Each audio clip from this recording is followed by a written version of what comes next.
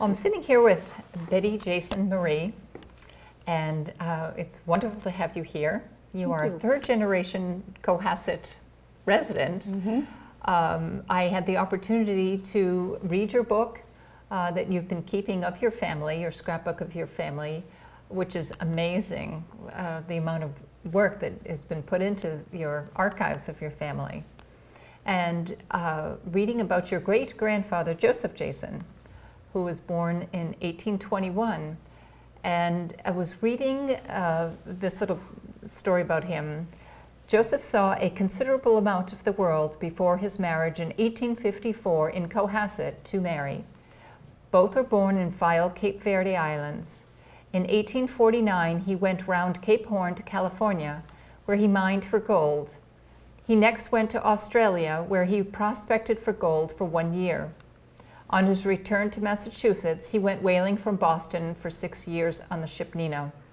Subsequently, he helped construct the present Minot's Ledge lighthouse, where he was nearly drowned after its completion by the upsetting of a boat in which he was taking off the relief keepers. After this, Mr. Jason went mackerel fishing. After that, he finally gave up for small farming. To think, I mean, he came over here when he was about 20 years old. That was amazing to come across, to be so brave, to come across to a place where he didn't know anybody. And how many children did he have? He married? 10. 10 children. And do you know where he lived when he was in Cohasset? On Black Horse Lane. Okay. Yeah, it was known as Snow Place. At that way time? back then, yeah. Wow, 10 children. So out of the 10 children, did they all stay in Cohasset?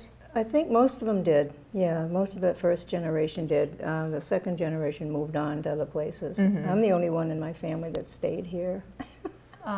Well, it's a nice place to stay, that's why. I know. And so do you know the industry that each of, or any of them went into? Well, I know Grandpa was a highway surveyor for many years in town, and one of his sons was the wire inspector, and whether he was good or not. And Uncle Ed was a fireman. I mean, they a lot of, and my father worked for the town. He worked for the water department for years, and they pretty much, you know, stayed right here and worked in the same town. So they had 10 children, and I believe the fourth child was your brother. Was your great-grandfather, George? I think so. Yeah. Yeah. And who did George marry? Elizabeth Sylvia. Okay. Yeah. And then how many children? They had 10. And your your grandfather was born in 1860, and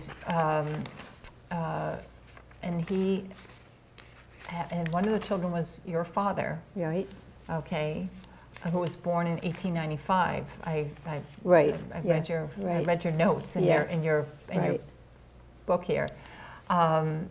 So one of the things that I found really very interesting is the story of George Jr., who was the wire inspector at the time, was a wire inspector from 1812 to, 1912 rather, to 1918. That was a long time. I mean, that's when towns really started to, you know, get their electricity in place. And your other, the other brother was a harbor master, you said? Yes. Yeah. Okay. So now, your father, Charles, seemed to have a musical inclination based on the booklets I read here. Yeah. Let's look through some of the photographs that, here's a picture of your That's my grandfather, yeah. Then grandfather George, yeah. And this was his wife. Elizabeth. Okay. And this is 4 generations of the Jason family. Right. That's pretty amazing. All 4 generations.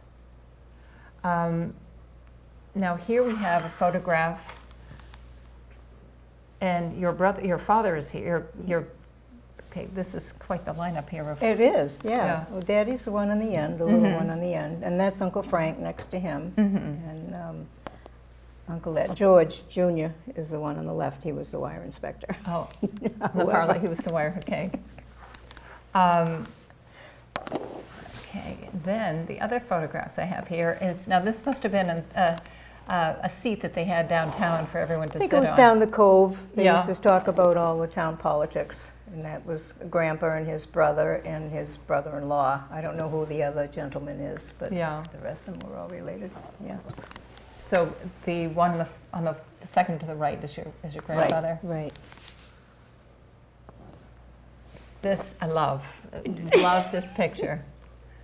So this is your grandfather and his brother, Right. Jake.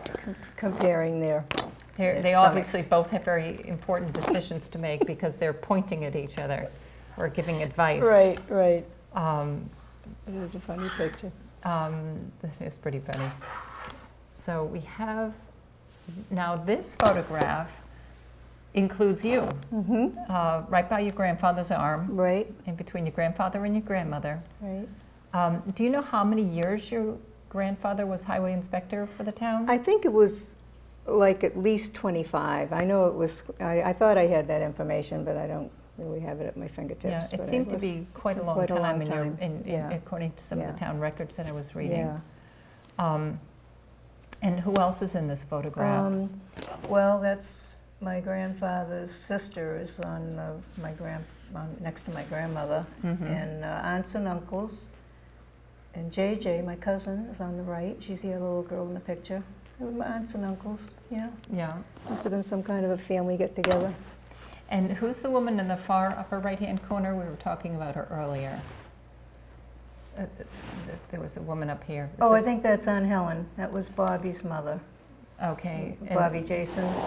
Okay, Yeah, and he's in the Navy. Yeah, he was in the, so Yeah, that's that's Bobby him. there. Yeah, that's him. And what was the story about him? Well, he was killed at sea, which was very sad. You had told me he was the first boy, he Well, was the first you from said Cohasset. that. Yeah, I didn't realize that. Yeah. I didn't know And that. so they named a road for him in town, right by the Common, Yeah, the Robert Jason Road. he was a handsome guy. Yeah. So here is your grandfather, which is pretty, he was highway surveyor for many, many years. Now, after your grandfather passed away, your grandmother was still here. Yeah, she had 2 daughters that lived with her. And Yeah. where was she living at the time? At the family home, Oh, right up here on Pond Street. Okay. Yeah. Was that near, where was that on Pond Street?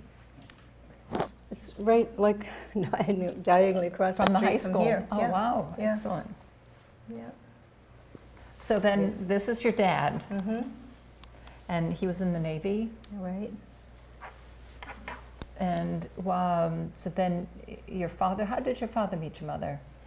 He saw her walking downtown one day. She was about 9 years younger than he was. And he liked her looks, and he said, "You hurry up and grow up, little lady. I'm going to marry you someday."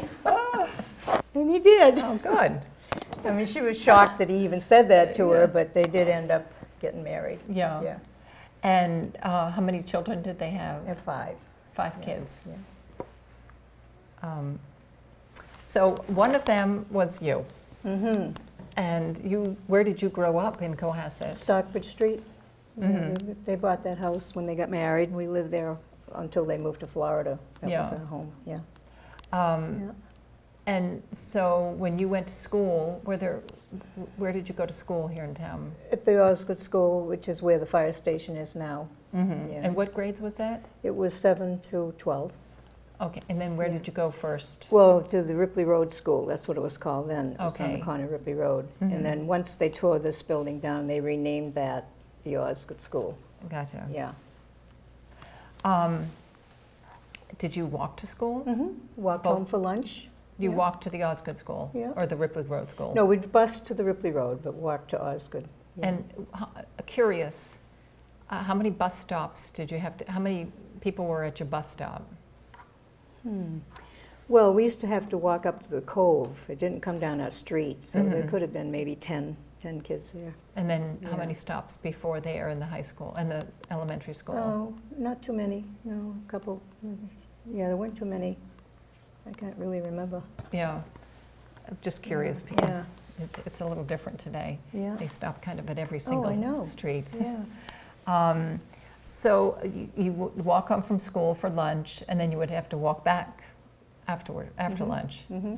Now, did you get the bus home afterwards? No, No. we walked all the time. You just walked. Yeah. And but when students went home for lunch, but they lived too far away, did the bus take them home for lunch? No, you could only go if you lived within close walking distance. walking Yeah. distance. Otherwise, they stayed Right. at school. Right. Mm. And now, what did your dad do? Oh, he did many things. He was a plumber. He was a painter. He was like jack of all trades. And then he ended up being a water treatment plant operator at the water department. When they took that over, he got the job up there, and that's what he did towards the end of his life. Yeah. Now, were his brothers still here? Did they stay here? Billy and Frank. Yeah, some brothers were still here. Mhm. Yeah. But right now, at 3 generations of Jasons, are there still relatives of Joseph Jason? All of them. The sad thing is that there was one time, and you looked in the town report, and there would be like 25 Jasons in there. Mm-hmm. But 2 of my uncles had daughters. They had no sons. They had nobody carry on the family name. So eventually it just petered out, which is kind of sad. Yeah. Yeah. I was surprised. Yeah. Boy, I'm surprised. Yeah, like George, my cousin, he had just girls, so yeah, that's what happened. Interesting. Yeah. So now, I was reading about your mom. It was amazing reading the prizes that she won as a student. I had never heard of the school garden award, the canning and pig club contest. Oh. She was first prize winner, which was Wow. $5, which Oh, was wow. pretty amazing. Yeah, yeah. And then other first prize winners for other categories was $1. So I suppose that was like kind of almost the 4-H club of then. Yeah, could have been. She was a great cook. Yeah. She loved to cook. And she had also said she was formerly with the Veterans Bureau and a member of the George Mealy Auxiliary and the Women's Club and the Society of St. Anthony's. Now at St. Anthony's, when did you start singing in the choir there? I was a teenager. Mm-hmm. Yeah, and then I went back afterwards, later on in life. And so I noticed also in reading, your father he loved to sing? Mm-hmm. He was in all the minstrel shows. The church used to put on a show about every year. Yeah. He would be in all. We were all in it. My mother would be in the chorus. We were all taking part of it. Oh, yeah. wow. Yeah. The musical family. Right. Yeah. Because here you are. Yeah, there I am. Yeah, and your father singing above, Yeah. and you dancing and singing below there. Now I understand you still sing. I do. I sing with 4 different groups, Mm-hmm. and it's therapy for me. I love it. Yeah. Yeah. Is it Sweet Adelines? Sweet Adelines. And yeah. do you practice every week? Mm-hmm. And where is the practice? In Abington. Ac- Yeah. Yeah. And I sang with the Massasoit senior singers for the last few years, and I also sang the last 2 years with the Eastern Nazarene singers over in Quincy. So that was a lot of fun too. Let's see, what pictures did I pick? Now, just before we go to your family, there was a picture here of your brother Yeah. carrying on. No, your brother was in the Navy then, just like your dad. Yeah. Then, after your schooling here, now, if we could just jump back for 1 second about, you went to the Osgood School, and I understand you got appendicitis just before you were finishing high school. And appendicitis then and appendicitis today is a different story. Oh, yeah. So you missed the end of your senior year. Can you tell us about that? Well, I felt really guilty about not getting my diploma, so my girlfriend talked me into going back to night school. And I called the superintendent to see if that was something that I could do. And The superintendent, Mr. Ripley. Oh, at the Cohasset School? And he said, well, I'll have to bring it up at a meeting, and they did, and they voted that if you had to make less than 10 points, they would let you do that, because they didn't want kids, just quitting school and going to night school. Mm-hmm. So I got my diploma. Excellent. Yeah, I felt really proud about that. because it bothered me for many years. Yeah. Mm-hmm. Yeah. And then after you got your diploma and graduated from high school, you worked for Mr. Ripley. I did. I was fresh in his mind. He called. They were going to open the Deer Hill School, and he called and said, "Would you be interested in the job?" And I talked to him about it, and I didn't think I could do it because my kids didn't get the bus until 9:15. And he said, "Well, whatever time you can make it, just do it." So I did. I worked there for 4 years, and then my husband was working at the water department, and when he died, they offered me his job. So I had both those jobs, and I never had to ask for. They were handed to me. So now you had 3 children, Yeah. 2 sons and a daughter. Right. And your husband passed away when he was 33. Yeah. That's he died of juvenile diabetes. And so you raised your 3 children. But actually, before we talk about your children, if we could talk about, you lived in town, you lived on Turkey Hill first. It was a turkey farm. Oh, okay. Yeah. It was, where is that? It's right across from Robin's Garage on North Main Street. Oh, yes. Yeah, right yes. there. There was a big barn there, and our apartment was in one end of it. Yeah, so we lived there until we bought and we moved to Sestito property on South Main, and then we bought a house on Parker Ave, and I've been there ever since 1955. Wow. So you had 3 children and your husband here, and then your son. He was also in the Navy? Yeah. Yeah, he joined when he was just 17. Wow. Very young, yeah. And he passed away as well. He did. Well, he was over in Vietnam 2 different times, once on shore duty and once on the ship. And he finally came home. We were thinking, oh my God, he's home safe, you know. But he died under his car. He was working on his car, and Jack slipped and fell on him. So that was pretty difficult because, you know, I figured he was home safe. Yeah. Still grieve him every day. Yeah, I would too. Yeah. So you've had your family is a very long. You have a very long line here in Cohasset, and you know, it's a wonderful place to live. I think so. Yeah. Yeah.